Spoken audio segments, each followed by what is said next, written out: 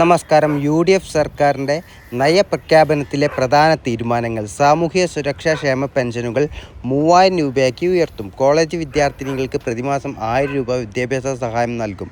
School വിദ്യാർത്ഥികൾക്ക് മാസത്തിൽ 3 ദിവസം ആർത്തവാവധി. അസംഘടിത മേഖലയിലെ സ്ത്രീകൾക്ക് 6 മാസത്തെ പ്രസവാവധി. മുൻ മുഖ്യമന്ത്രി ഉമ്മൻചാണ്ടിയുടെ പേരിൽ 25 ലക്ഷം രൂപ സൗജന്യ ആരോഗ്യ ഇൻഷുറൻസ്. ഇനിയുള്ളത് കാലാവസ്ഥാ മുന്നറിയിപ്പാണ്. ഇരട്ട ചക്രവാത ചുഴിയുടെ സ്വാധീന ഫലമായി ചൊവ്വാഴ്ച വരെ കേരളത്തിൽ ശക്തമായ മഴയ്ക്കും ഇടിമിന്നലിനും കാറ്റിനും സാധ്യതയുണ്ടെന്ന് കാലാവസ്ഥാ വകുപ്പ് അറിയിച്ചിട്ടുണ്ട്. പിന്നെ സംസ്ഥാനത്ത് സ്വർണ്ണവില കുറഞ്ഞിട്ടുണ്ട്. പവന് 440 രൂപയും ഗ്രാമിന് 55 രൂപയുമാണ് കുറഞ്ഞത്. ജൂൺ 1 അർദ്ധരാത്രി മുതൽ ജൂലൈ 31 വരെ 52 ദിവസത്തേക്ക് സംസ്ഥാനത്ത് ട്രോളിംഗ് നിരോധനം ഏർപ്പെടുത്തും. RBIയുടെ പുതിയ തീരുമാനം അനുസരിച്ച് കറൻസി നിർമ്മാണത്തിൽ പേപ്പറിന് പകരം പ്ലാസ്റ്റിക് ഉപയോഗിക്കാൻ റിസർവ് ബാങ്ക് ആലോചിക്കുന്നു. ഇതിൻ്റെ ഭാഗമായി 10-20 നോട്ടുകൾ പരീക്ഷണാടിസ്ഥാനത്തിൽ പുറത്തിറക്കാൻ ആലോചിക്കുന്നുണ്ട്.